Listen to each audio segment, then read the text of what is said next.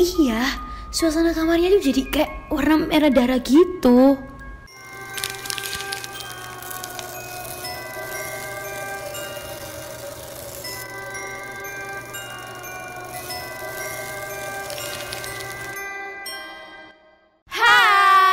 Kembali lagi di channel kami Gibah Horor. Gimana kabar kalian hari ini? Aman dong.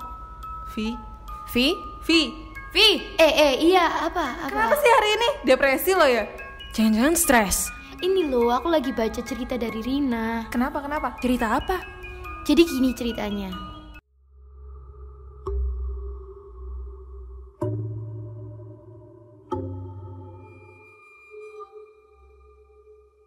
Cerita kali ini adalah kejadian yang dialami oleh Rina saat dia berumur 14 tahun.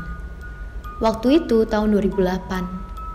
Keluarga Rina bangkrut dan harus menjual rumah mereka. Untungnya, Rina memiliki seorang tante yang sangat sukses. Namanya Tante Lani. Tante Lani memiliki beberapa aset rumah dan saat mengetahui keadaan keluarga Rina, beliau langsung menawarkan rumahnya yang sudah tidak dia gunakan sejak suaminya, Om Ros, meninggal 8 tahun lalu. Alasan dia tidak menggunakan rumah itu karena ia selalu ingat almarhum suaminya kalau tinggal di sana sendirian. Beliau sekarang tinggal di sebuah apartemen jauh dari rumah itu.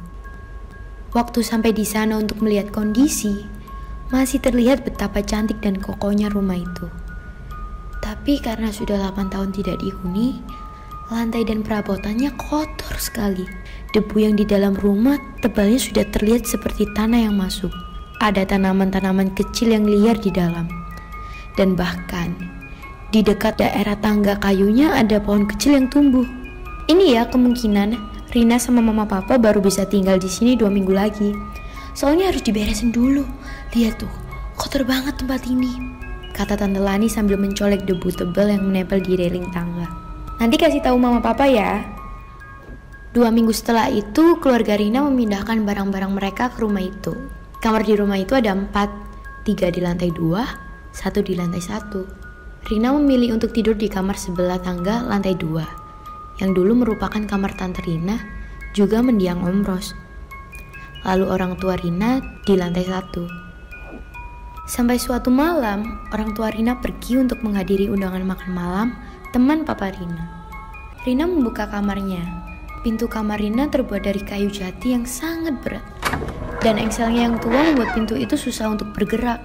Kamar Rina ini bisa dibilang lumayan tertutup. Hanya ada satu ventilasi udara di tembok tepat samping kasur Rina. Beberapa menit kemudian, angin kencang masuk. Tiba-tiba, pintu kamar Rina menutup sendiri. Rina keheranan karena dia tahu banget betapa berat dan susahnya pintu itu digerakkan. Dan dia juga yakin angin sekencang apapun gak bisa nutup pintu itu dengan sendirinya. Rina mulai curiga. Dia pun mencoba untuk menahan pintunya dengan kursi kayu yang ada di kamarnya. Setelah itu dia kembali ke kasurnya dan langsung tidur untuk melupakan kejadian tadi. Baru beberapa detik yang memejamkan mata, tiba-tiba kejadian yang tadi terulang lagi. Rina semakin memejamkan matanya, berharap semua ini cepat selesai. Saat matanya terpejam, dia merasa lampu kamar seperti berubah warna.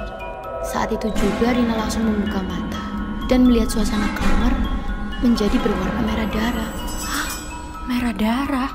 Iya, suasana kamarnya tuh jadi kayak warna merah darah gitu. Film banget.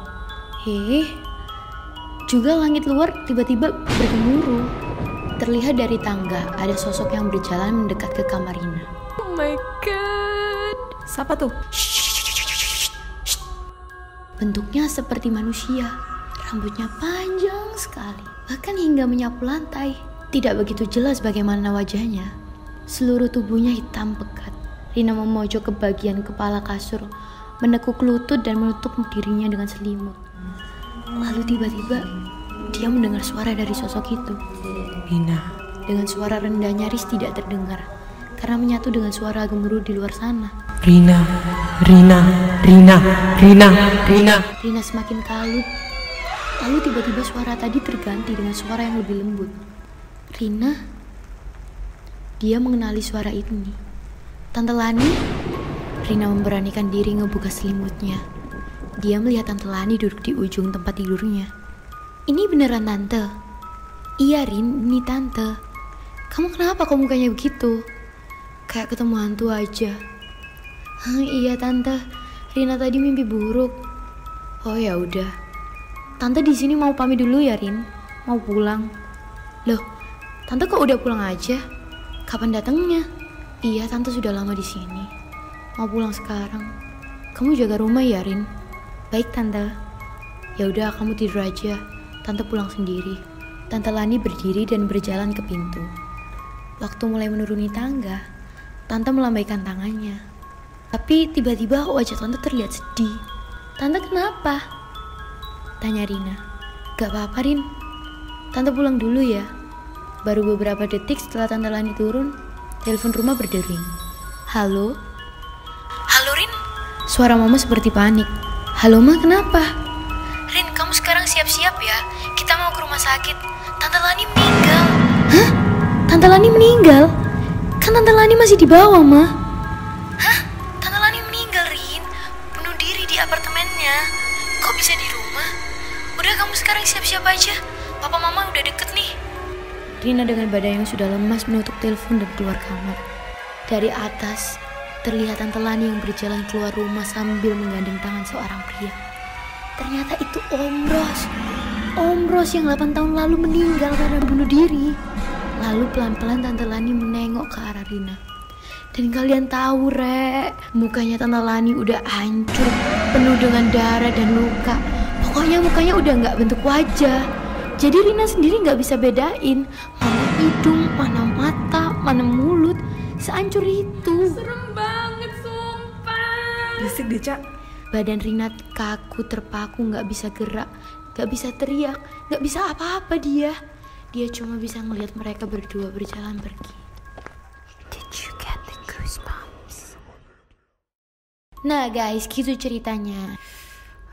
Aku speechless banget sih. Kira-kira kenapa ya Tante Lani sampai kayak gitu? Kalau menurutku sih Tante Lani itu lagi kesepian aja, lagi kangen sama Om Ros. Udah 8 tahun coy ditinggal sendirian. Jadi kayaknya dia depresi dan akhirnya bunuh diri gitu. Bisa jadi sih, Vi. Nah, makanya guys, kita tuh harus lebih aware dengan orang-orang sekitar kita. Soalnya mental illness gini tuh bahaya loh. Bahkan hal terparah tuh bisa merenggut nyawa kayak cerita tadi. Nah, bener banget. Jadi, buat teman-teman di rumah, ingat aja, kalian gak pernah sendiri. Akan selalu ada orang yang peduli sama kalian. Anyways, komen di bawah menurut kalian gimana. Jangan lupa buat like, share, and subscribe. And See you on the next video!